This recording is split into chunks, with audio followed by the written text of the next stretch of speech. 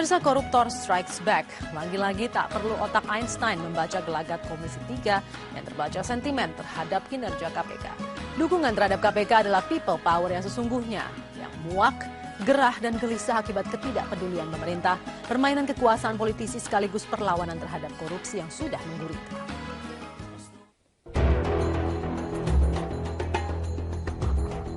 Ada yang menarik.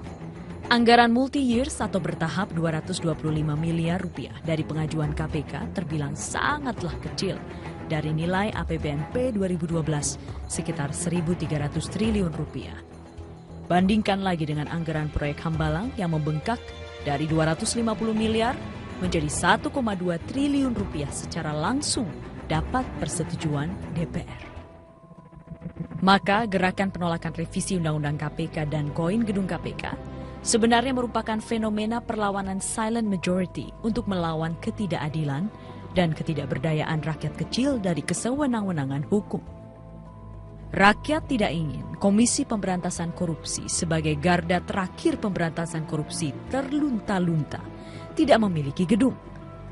Rakyat pun tidak ingin KPK dipermainkan politisi DPR yang menggunakan anggaran gedung baru sebagai tekan.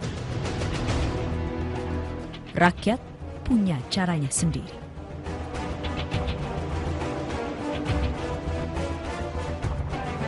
Kalaupun menilik dari anggaran belanja, KPK sejak 2004 hingga 2011 menyerap lebih dari 1,3 triliun rupiah. Tapi KPK dalam kurun waktu yang sama berhasil memulangkan lebih dari 900 miliar kerugian negara dalam kasus korupsi dan gratifikasi. Kemudian, penyelamatan aset negara dari sektor pertambangan, migas, dan Kementerian Laut atau lembaga lainnya sebesar hampir 153 triliun rupiah.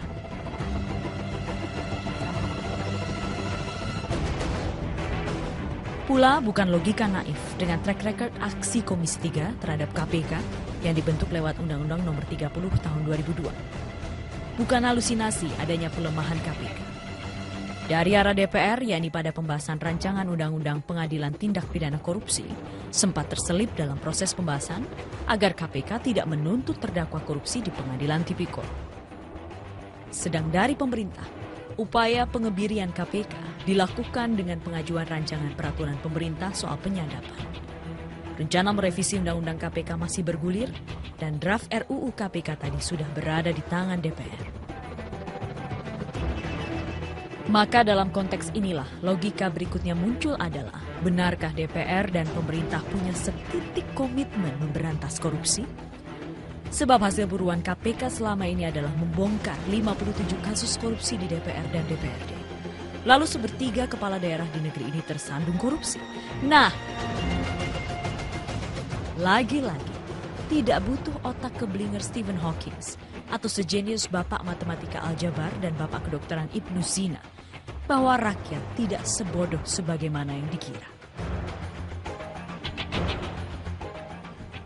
Nurani publik sudah memilih dan angkat bicara siapa yang patut dibela dan siapa pengerok sesungguhnya.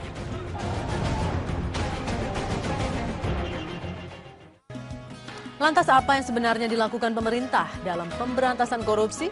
Banyak pihak menuding gerakan perlawanan korupsi jalan di tempat bahkan menjadi sebuah kemunduran dengan semakin banyaknya korupsi terungkap. Metro Highlights akan segera kembali.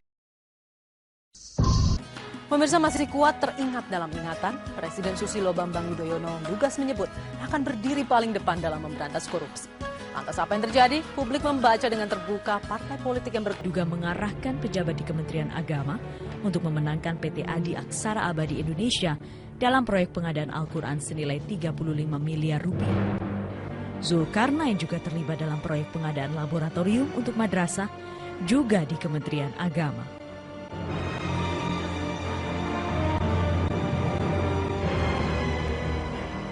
Kementerian Agama pula kini memperoleh predikat mengharukan sekaligus memiriskan hati, yakni sebagai lembaga terkorup. Pemirsa, jengah sudah bangsa ini melihat permainan kotor dari para koruptor. Ketika DPR bermain-main dengan wewenang kuasanya mengamputasi KPK, secara langsung DPR tak ubahnya kroni koruptor. Lalu pelan tapi pasti membunuh KPK. Kali ini legislatif selaku kepanjangan partai politik, eksekutif dan yudikatif punya kepentingan sama membunuh KPK. Sebab dengan membunuh KPK, semua punya kepentingan sama menjarah uang negara. Tidak ada kawan dan lawan abadi kecuali kepentingan itu sendiri, lalu menghamba untuk korupsi dan main kroyok membunuh KPK. Bunuh KPK adalah tujuan utama koruptor berikut kroni-kroninya yang barangkali sembunyi di balik ketiak kekuasaan dan wajah rupawan politisi Senayan. Maka bangsa ini dihadapkan pada pilihan, siapa yang sebenarnya kawan dan siapa yang sesungguhnya lawan. Lalu bangsa ini akan mengulang kisah usang power tends to corrupt. Segera bunuh KPK karena azab setelah itu tak akan lama lagi akan tiba.